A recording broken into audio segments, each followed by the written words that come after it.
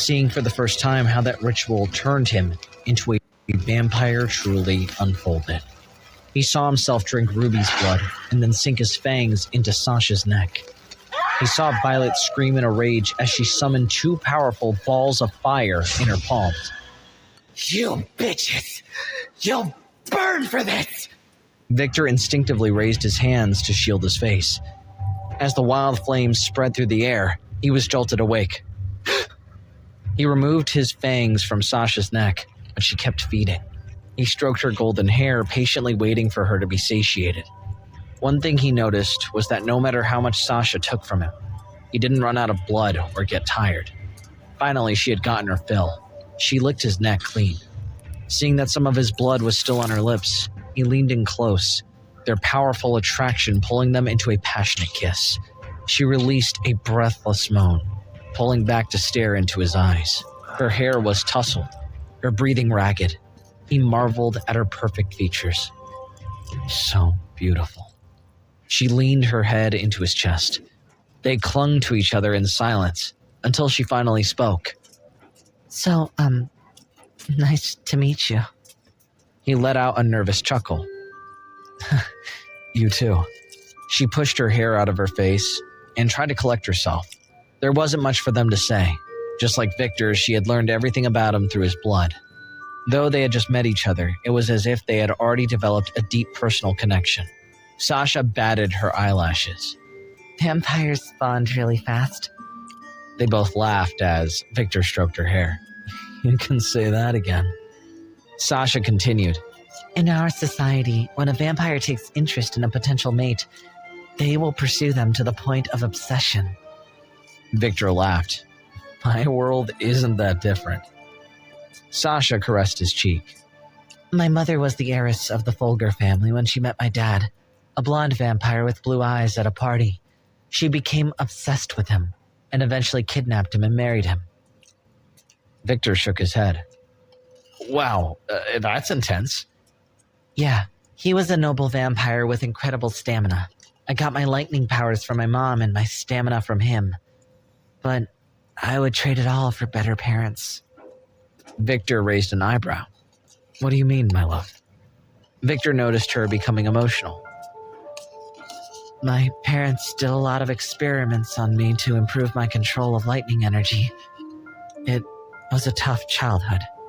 They used me like a prop. They put me on display. Victor was overcome with deep empathy for his wife. He stared into her eyes as she continued. They put me into an electric chair and tested my resistance to electricity.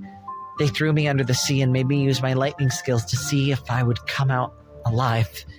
They used the excuse of training to experiment on me to satisfy their twisted curiosity and desire to play God. She clenched her fist. But I held on. I persevered until I could escape. Tears welled in her eyes. And now, I'm free. The best thing that ever happened to me was getting my own personal maid, Julia. She was like a mother to me. On my worst days when I felt like I was falling apart, she would always put me back together. Victor was overcome with a deep sadness as he listened to Sasha talk. Julia taught me everything I know today. Etiquette, education, the rules of the noble world, arithmetic, geography, vampire history. And now she's dead. I don't know what to do with those memories anymore. I miss her so much. Victor squeezed her hand. You can cry, Sasha. You don't need to hide your feelings from me. She hid her face in his lap and unleashed her welled-up pain. He gently rubbed her back and felt the intense depths of her loss. He also felt a boiling rage growing inside of him as he thought about how her parents had treated her. They hurt my wife. I want to make them pay. He tried to remain calm, but he could feel his heartbeat racing as he thought of all the injustices she had to suffer. It's not fair. Sasha dried her tears and gazed up at Victor, her eyes puffy from crying. I'm sorry that... Before she could continue, Victor placed a finger to her lips, signaling her to stop. You have nothing to apologize for. Sasha nodded, grateful. Is it weird I feel so safe with you? He shook his head. No, it's not weird. It's fate. Plus, I'm built different. Sasha laughed, appreciating the levity. You really are.